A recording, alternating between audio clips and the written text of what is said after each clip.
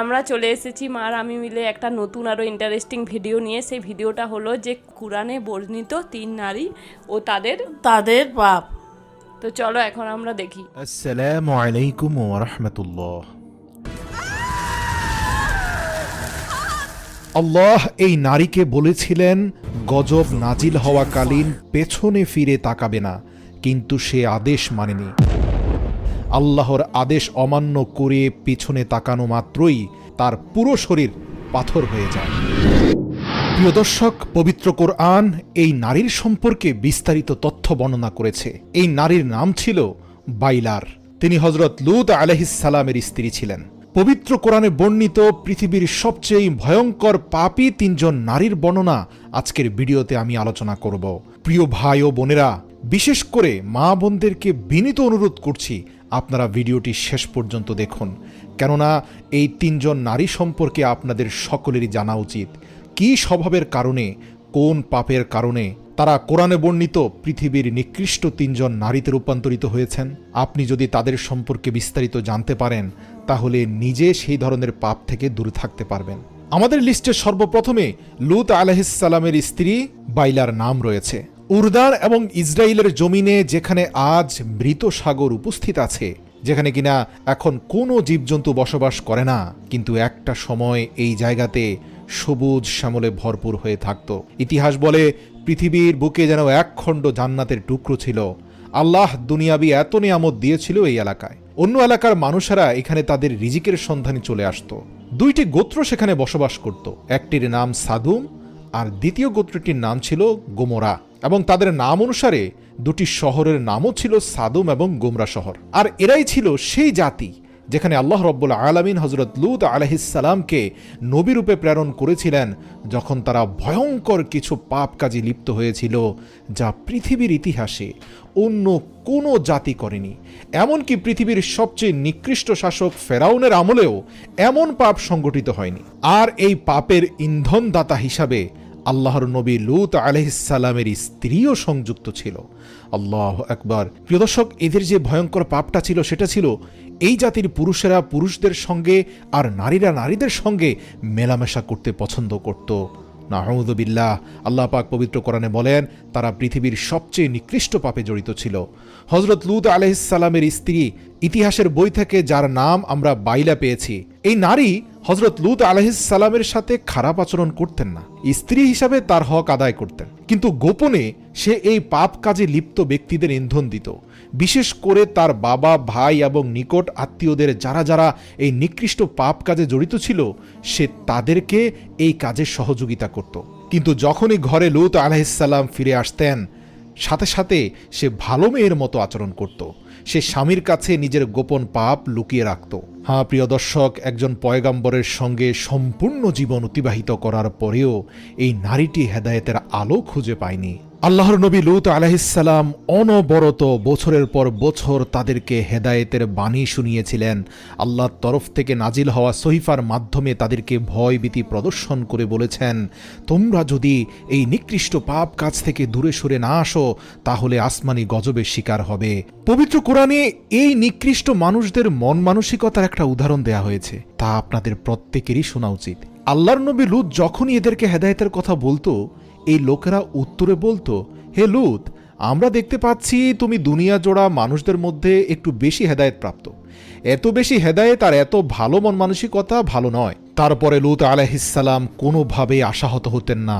অনবরত বছরের পর বছর তাদেরকে দ্বীনের দাওয়াত দিয়েছেন। এক পর্যায়ে আল্লাহ তাআলা নিজের কিছু ফেরেশতাদেরকে খুবই সুন্দর রূপ দিয়ে সেই এলাকায় পাঠিয়ে দিলেন লূত আলাইহিস সালামের বাড়িতে। তারা লূত আলাইহিস সালামের ঘরে মেহমান হয়ে আসলো। ইতিহাস থেকে জানা যায় ওই 3 জন ফেরেশতা যেই 3 পুরুষের শুরুতে এসেছেন, তারা প্রত্যেকেই হযরত ইউসুফ আলাইহিস সালামের থেকেও সুদর্শন পুরুষ ছিল। এদের এক নজর দেখলেই মনে হতো এরা আল্লাহ রব্বুল আলামিনের তরফ থেকে পাঠানো আসমানি দূত মানুষের শুরুতে এসেছে। বাস্তবিক পক্ষেই তারা আসমানি দূত তথা ফেরেশতাই ছিল, কিন্তু অত্যন্ত আকর্ষণীয় শারীরিক গঠন এবং চেহারা বিশিষ্ট পুরুষ ছিলেন ওই 3 ফেরেশতা। এই 3 জনকে দেখে গোপনে লূত আলাইহিস সালামের স্ত্রী ভেতরে ভেতরে গিয়ে সেই পাপিষ্ঠ জাতিদের নেতাদেরকে সেই তথ্য দিয়ে দিল।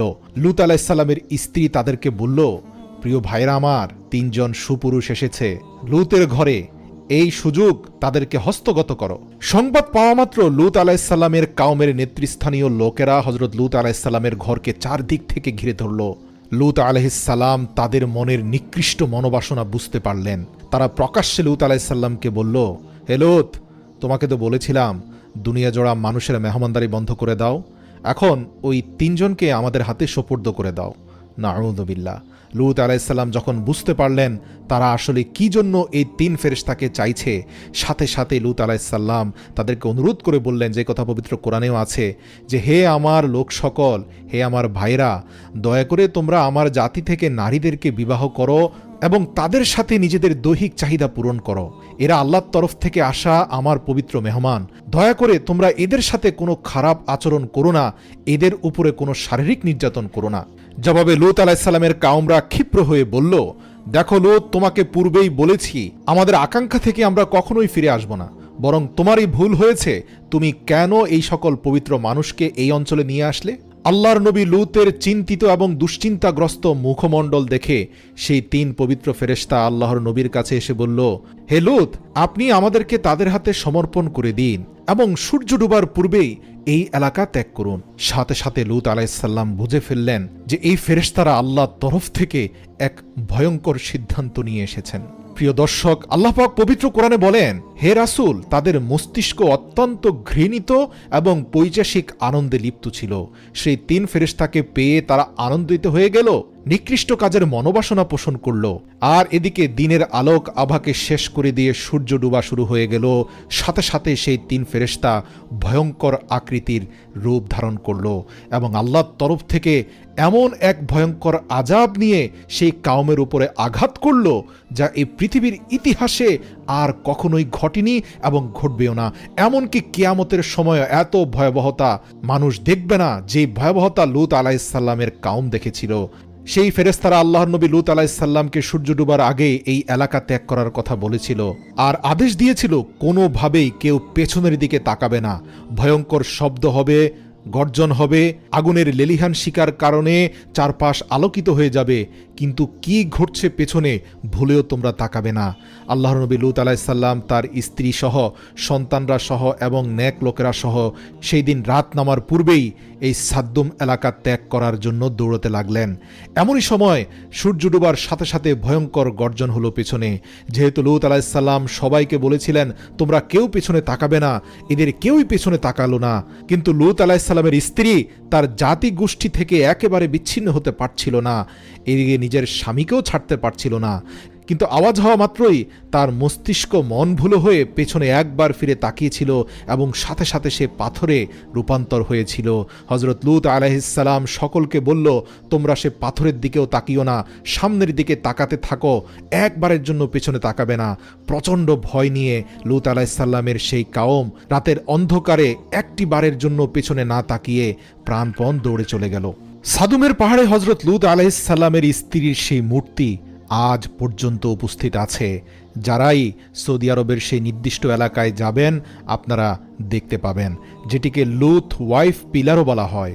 হযরত লূত আলাইহিস সালামের বিবির বর্ণনা তাওরাত, জবুর, ইনজিল প্রত্যেকটি গ্রন্থে এসেছে। বর্তমান বাইবেলেও এর বিস্তারিত বর্ণনা রয়েছে। লূত আলাইহিস সালামের স্ত্রীর কাছ থেকে যে শিক্ষা আমাদের নেওয়া উচিত তা হচ্ছে গোপন পাপ থেকে দূরে থাকতে হবে।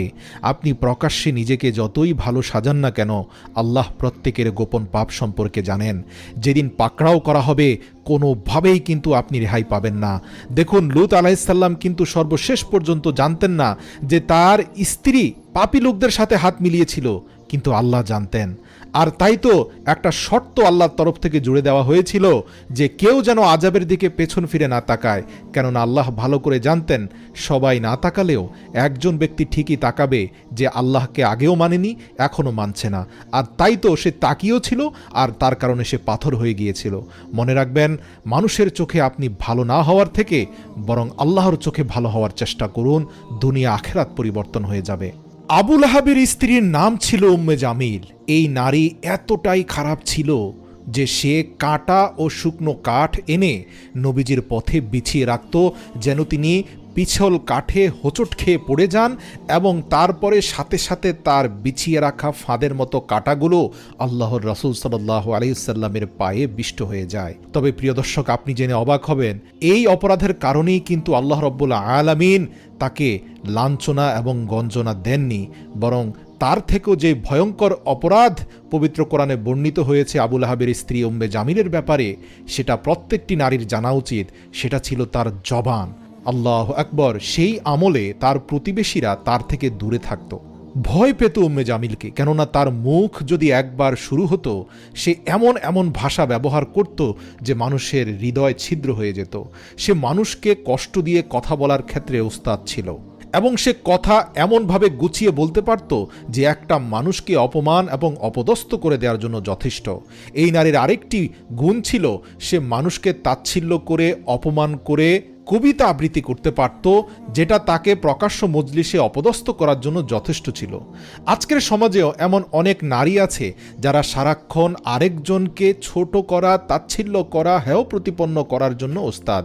তাদের মুখকে প্রত্যেকে ভয় পায়। দেখবেন আপনার আত্মীয় স্বজনের মধ্যে এমন অনেক নারী রয়েছেন, তাদেরকে ভয় পায় মানুষ এ কারণে যে তারা যদি কোনোভাবেই মুখ দিয়ে বকাবকি শুরু করে, তা সহ্য করার ক্ষমতা হয়তো আপনার নেই। প্রিয় দর্শক, যদি এই স্বভাব আপনাদের কারো মধ্যে থেকে থাকে, আজই ইস্তেগফার করে তা ত্যাগ করুন।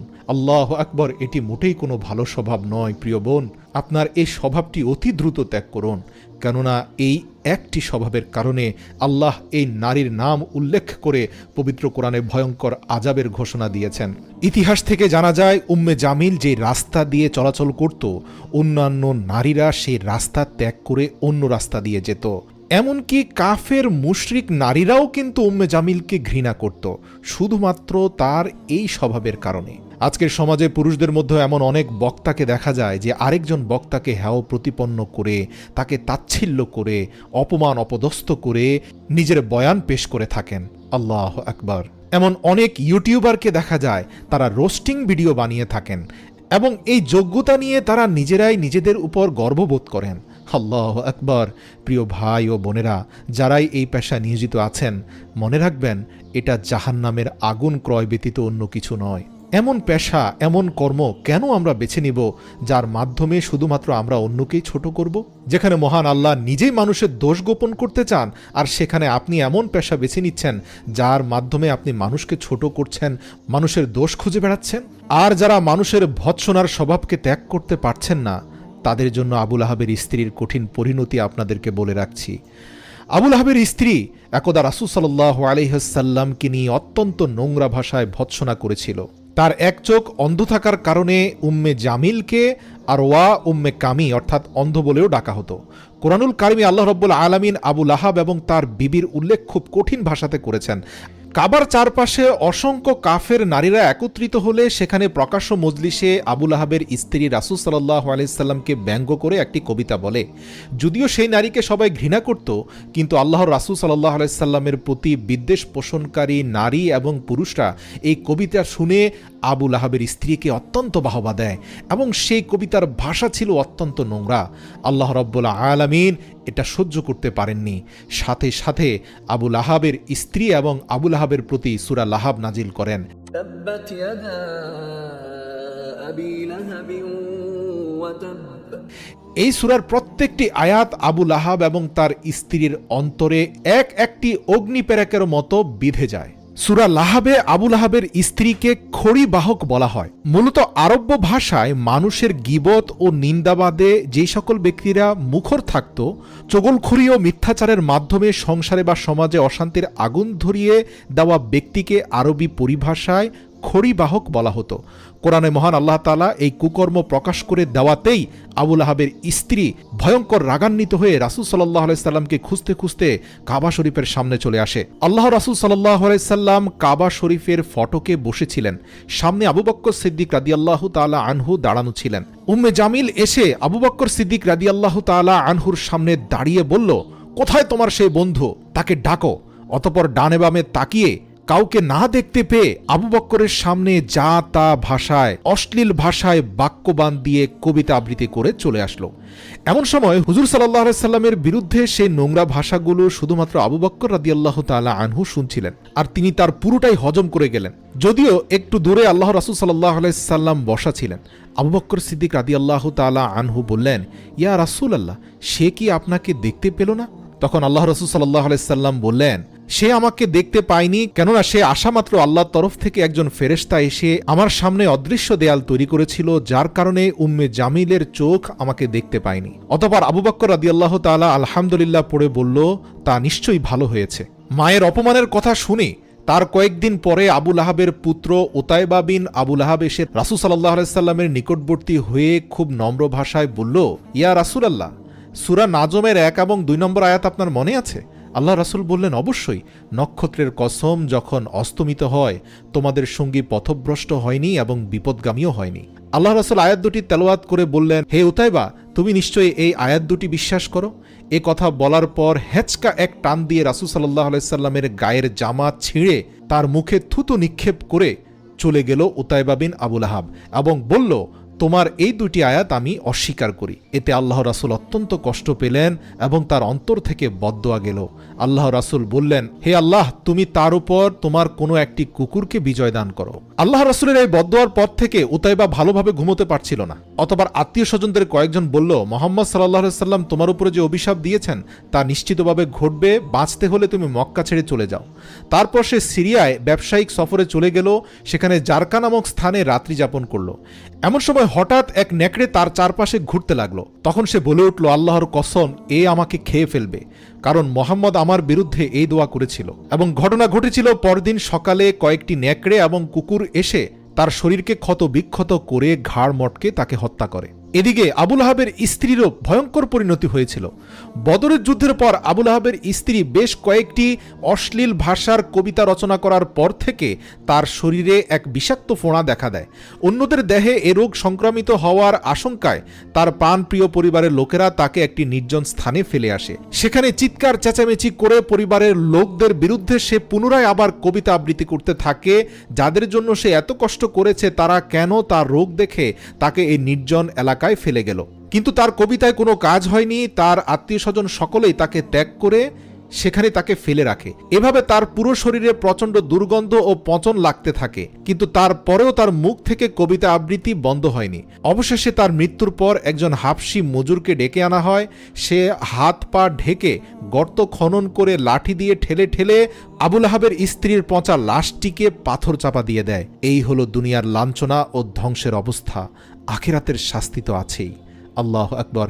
ইয়া আল্লাহ, আপনি আমাদের সবার মুখকে হেফাজত করার তৌফিক দান করেন। এজন্য আল্লাহ রাসূল সাল্লাল্লাহু আলাইহি সাল্লাম দুইটি হাদিস গুরুত্বের সাথে বলে গিয়েছেন, মান সালিমাল মুসলিমুনা মিন লিসানিহি ওয়া ইয়াদিহি, সে প্রকৃত মুসলিম হতে পারবে না যার মুখ এবং হাত থেকে অপর মুসলমান নিরাপদ নয়। প্রিয় দর্শক, আপনার মুখ থেকে প্রত্যেকটি মুসলমান নিরাপদ না হওয়া পর্যন্ত আপনি মুসলিমই হতে পারবেন না। তাই ভেবে দেখুন, এই জীবনে কোনো মুসলিমকে কোনো বিষয় নিয়ে এমন ভাষা ব্যবহার করেছেন কিনা যা তার অন্তরে কষ্টের কারণ হয়েছে। নাউযু বিল্লাহি মিন যালিক। আজই তওবা করুন, এই পাপের পরিণতি ভয়ঙ্কর। আল্লাহ রাসূল শারীরিক লাঞ্ছনা থেকেও মুখের লাঞ্ছনাকে ভয়ঙ্কর বলেছেন। হযরত নূহ আলাইহিস সালামের স্ত্রীও একজন পথভ্রষ্ট নারী ছিলেন। হযরত নূহ আলাইহিস সালামের জাতি এই মানব ইতিহাসের একমাত্র জাতি ছিল যারা সর্বপ্রথম শিরক তথা মূর্তি পূজা করতে শুরু করেছিল। এরাই সেই সর্বপ্রথম কোনো জাতি যারা নিজেদের পবিত্র এবং নেক মানুষদের মূর্তি বানিয়ে তাদের পূজা করতে শুরু করেছিল। আল্লাহ তাআলা হযরত নূহ আলাইহিস সালামকে এই কওমের উপর নবী রূপে প্রেরণ করেছিলেন, কিন্তু এই জাতিরা এতটাই অবাধ্য এবং নাফরমান ছিল যে তারা আল্লাহর নবী নূহ আলাইহিস সালামের ঘরে প্রবেশ করেই তার উপর অত্যাচার করত।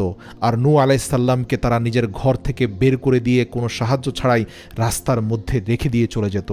এভাবে অপমান অপদস্থ করার পরেও হযরত নূহ আলাইহিস সালাম অনবরত তাদেরকে দিনের পথে ডাকতে থাকেন। অতঃপর তারা ভরা মজলিসে আল্লাহর রাসূলকে মারপিট করত এবং বিভিন্ন স্থান থেকে অপদস্থ করে তাড়িয়ে দিত। নূহ আলাইহিস সালামের স্ত্রী প্রকাশ্যে স্বামীর বিরুদ্ধাচরণ করত। সে কাফেরদের সঙ্গে সংযুক্ত ছিল। মুফাসসির এবং ঐতিহাসিক ঐতিহাসিকগণ হজরত নূহ আলাইহিসসালামের ওয়াইফের নাম বালিহা তথা বালিগা নামেও বর্ণনা করেছেন। সে শুধুমাত্র কাফিরই ছিল না, বরং তার চলাচল কাফেরদের মতোই ছিল। একদিকে কুফরি আর অন্যদিকে হজরত নূহ আলাইহিসসালামের বিরোধিতাতে সে নিজের জাতিকে সাহায্য করত। সে একটা কথা বেশি বলতো, আল্লাহকে ডেকে নূহ কি পেয়েছে, অর্থ সম্পদ দুনিয়াবি কোনো কিছুই তো তার নেই, অথচ তোমরা মূর্তি পূজা করে পৃথিবীতে কত অর্থ সম্পদের মালিক হয়েছ, কত আয়েশি জীবনযাপন করছো। নাউযুবিল্লাহ। প্রিয় দর্শক, আজও পৃথিবীতে এমন অনেক নারী রয়েছে স্বামী দিনদার নেককার হয়ে এবং হালাল হারাম বেঁচে চলার কারণে হয়তো উপার্জন কম করে, তারা প্রকাশ্যে অনেক ক্ষেত্রে সেই স্বামীর বিরুদ্ধাচরণ করে যারা কম উপার্জন করে। নিজেকে প্রশ্ন করুন, এমন কোনো স্বভাব কি আপনার মধ্যে রয়েছে কিনা? নূহ আলাইহিস সালামের স্ত্রী এজন্যই মূর্তিদের প্রশংসা করত, কেননা মূর্তি পূজারীরা অর্থ সম্পদে অগ্রসর ছিল। এমন সময় কোনো এক ব্যক্তি যখন এই সকল মূর্তি পূজা ছেড়ে দিয়ে এক আল্লাহ তাআলার প্রতি ঈমান নিয়ে আসতো, তখন হযরত নূহ আলাইহিস সালামের স্ত্রী নিজেদের জাতিদের মানুষদের কাছে সেই খবর সঙ্গে সঙ্গে পৌঁছে দিত, আর তারপর সেই কাউমের মানুষেরা ঈমান গ্রহণকারী ব্যক্তির বেঁচে থাকাকে অসম্ভব করে দিত। বালেহা নামক এই নারীটি হযরত নূহ আলাইহিস সালামের এক পুত্র ইয়ামকেও তাদের দলে অন্তর্ভুক্ত করে নিয়েছিল। সেজন্য নূহ আলাইহিস সালাম এর এই পুত্র কাফেরদের রাস্তাকে অনুসরণ করতে বাধ্য হয়েছিল। আল্লাহ রাব্বুল আলামিন এই নারীর কুফরি এবং নাফরমানের বর্ণনা পবিত্র কোরআনুল কারীমেও উল্লেখ করেছেন। এছাড়াও এর বিস্তারিত বর্ণনা বর্তমান বাইবেলেও পাওয়া যায়। এরপর যখন আল্লাহ রাব্বুল আলামিন হযরত নূহ আলাইহিস সালামের জাতির উপর সেই মহাপ্লাবনের আযাব পাঠিয়েছিলেন, তখন সেখানে নূহ আলাইহিস সালামের এই কাফের স্ত্রী সেই ভয়ানক আযাবের মধ্যে পড়ে গিয়েছিল। সেখানেও নূহ আলাইহিস সালাম তাদেরকে বলেছিল, তোমরা নৌকায় চলে এসো। তখন সেই স্ত্রী এবং পথভ্রষ্ট পুত্র বলেছিল, আমরা সামনেই কোনো পাহাড়ে উঠে যাব, কেননা তাদের মনোবাসনা এমন ছিল, নূহ জীবনভর দরিদ্র থেকেছে, তার লাইফস্টাইল হচ্ছে অনেক দরিদ্র সম্পন্ন, তার নৌকাতে ভালো কিছু পাওয়া যাবে না, বরং মূর্তি পূজারীরা জীবনভর সফলতা পেয়েছে, তারা অনেক অর্থ সম্পদ পেয়েছে, তাদের সাথে থাকলেই ভালো হবে। আর অতপর যা ঘটেছে তা আমরা জানি। সকল পথভ্রষ্টরা আল্লাহর লানতের শিকার হয়ে বন্যার পানিতে ধূলিসাৎ হয়ে গিয়েছিল। আল্লাহর নবী নূহ এবং বিশ্বাসীদেরকে আল্লাহ এক অলৌকিক নৌকার মাধ্যমে পৃথিবীর বুকে রক্ষা করেছিলেন। সুবহানাল্লাহ। এই ভিডিওটি দেখে আমার খুব ভালো লাগলো। ঈশ্বর সব সময় সর্বদা মানুষের সাথে থাকেন এবং দুর্নীতি বা খারাপের পথে কেউ খারাপ হলে কেউ ক্ষমা করেননি। এই ভিডিওটি আমার দেখে খুব ভালো লাগলো। আমারও দেখে খুব ভালো লাগলো। এখানে আমরা দেখতে পেলাম যে 3 মহিলা তারা কীরকমভাবে শাস্তি পেয়েছিলেন, যারা ঈশ্বরের আদেশ অমান্য করতেন আর যারা ঈশ্বরের কথা শুনতেন না, নিজেদেরকে অত্যাচারী ক্ষমতাবান, তারা নিজেদেরকে তারা ক্ষমতাবান ছিলেন, কিন্তু তারা নিজেদেরকে এমনভাবে অত্যাচারী অহংকারী করেছিলেন, তারপর তাদের কি দুর্ভোগ হয়েছিল সেটা আমরা দেখতে পেলাম। আর ঈশ্বরের আদেশ অমান্য করলে মানুষ যে কতটা বিপদে পড়তে পারে সেটা এই ভিডিওটা দেখলেই বোঝা যায়। আমরা যতই যাই করি না কেন, কখনোই আমরা ঈশ্বরের উপরে নয়, আমরা সবসময় একজন তুচ্ছ ক্ষমতার অধিকারী মানুষই। ঈশ্বর সবার থেকে উপরে, তাই কখনোই তার আদেশ অমান্য করা উচিত নয়। অবশ্যই সবারই সৎ পথে থাকা উচিত, সৎ কর্ম করা উচিত। আর যারা সৎ কর্ম করেন তারা অবশ্যই ভালো পথে থাকেন। আর অসৎ কর্ম করলে কীরকম তাদেরকে শাস্তি পেতে হয় সেটা আমরা এই ভিডিওটার মাধ্যমে দেখতে পেলাম। আপনাদের দেখে কেমন লাগলো অবশ্যই জানাবেন কমেন্ট করে। সবাই খুব ভালো থাকবেন, সুস্থ থাকবেন আর দেখতে থাকবেন আমাদের চ্যানেল। টাটা।